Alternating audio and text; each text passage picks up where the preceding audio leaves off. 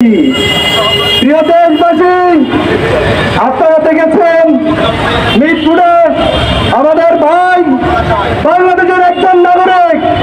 আমরা বিশ্বাস করি দল মত নির্বিশেষে বাংলাদেশের প্রত্যেকটি নাগরিক আমাদের ভাই বোন।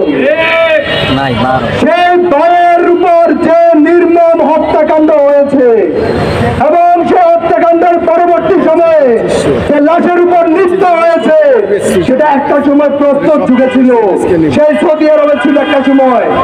এই নির্মম হত্যাকাণ্ড বাংলাদেশে আর কোনোদিন হয় নাই। সেই হত্যাকাণ্ড একটি দলের রাজনৈতিক পরিচয়ধারী কিছু ব্যক্তি সেটা করেছে। আমরা দেখকার করুন। প্রিয় দেশবাসী, আপনারা দেখেছেন আজকে এয়ার রোডে একটি সংস্কার কার্যালয় খুলেছে। আমরা বলে দিতে চাই, প্রত্যেকটি রাজনৈতিক দল যদি তাদের নিজস্ব দলীয় সংস্কার করে থাকে, যে দিব না ভাই, একেবারে সোজা বাংলায় কিছু কথা বলবো। আমরা আল্লাহর কাছ থেকে এসেছি এবং আল্লাহর কাছেই ফেরত যাব, কিন্তু এইভাবে কি আমাদের আল্লাহর কাছে ফেরত যাওয়া উচিত? এভাবে কি উচিত বলেন ভাই? 24-এর যে গণঅভ্যুত্থান আমরা করেছি, যে সংগ্রাম আমরা করেছি এই চাঁদাবাজের বিপক্ষে, ফ্যাসিবাদের বিপক্ষে, কি করে এই 24-এর বাংলায় আবার এই ফ্যাসিস্ট, নব্য ফ্যাসিস্ট মাথাচাড়া দিয়ে উঠছে? কেন আমরা এই সুযোগ দিচ্ছি?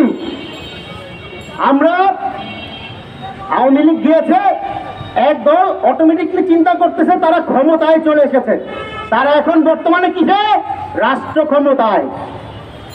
এই জনগণ তো বোকা, এই বোকার জন্যই আমরা, পর্তুগিজরা আমাদের শাসন করছে, ব্রিটিশরা শাসন করছে, পাকিস্তানিরা শাসন করছে, আওয়ামী লীগ শাসন করছে, এখন আর একটা দল আসতেছে আমাদের শোষণ করার জন্য।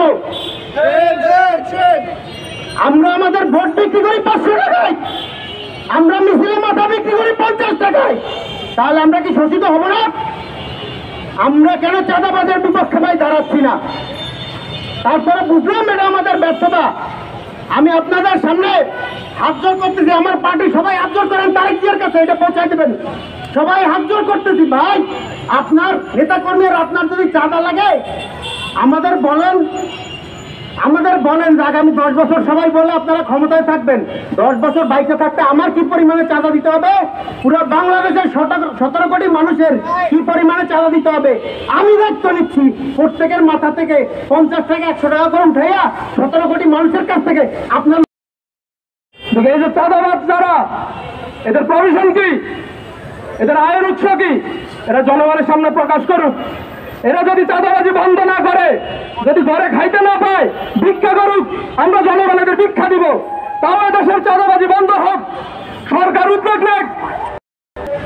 প্রিন্ট ও ইলেকট্রনিক মিডিয়ার সাংবাদিকবৃন্দ, সোশ্যাল মিডিয়ার প্রতিনিধিবৃন্দ, সরকারের বিভিন্ন এজেন্সির উপস্থিত প্রতিনিধিবৃন্দ, আসসালামু আলাইকুম। আজ বাংলাদেশ রিপাবলিক পার্টি এইখানে শুধুমাত্র একটা মৃত্যুর প্রতিবাদ করতে আসেনি। এইখানে আমরা শুধু শহীদ সোহাগের মৃত্যুর ঘৃণা জানাতে আসেনি, আমরা এসেছি ইতিহাসের একটি ধারাকে চিরতরে বন্ধ করে দেওয়ার জন্য।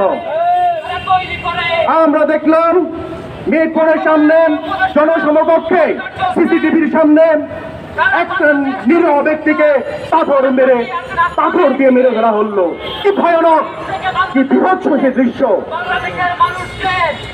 তার জন্য মানুষকে মেরে ফেলে দেয়। আমরা সেই দিকে আপনারা তাকান, আপনারা মনে করছেন আমরা দিব, বাংলাদেশ রিপাবলিক পার্টি নেতা কর্মীরা দেবে, তারপরে দেশে আসেন দল চালান, একটা করে খুন হবে। এই একটা করে গত 1 বছরে আপনারা 142টা খুন করেছেন। এইটা আপনার জন্য, সরকারের জন্য, রাষ্ট্রের জন্য একটা নাম্বার মাত্র, কিন্তু এটাই পরিবারের জন্য কে? এই সোহাগের শিশুর মুখে কে এখন ভাত তুলে দিবে? কে তার চিকিৎসার খরচ দিবে? কে তার পড়াশোনার খরচ দেবে? আপনার কাছে নাম্বার মনে হতে পারে, আমাদের কাছে একটা নাম্বার নয়, একটা নাম কোন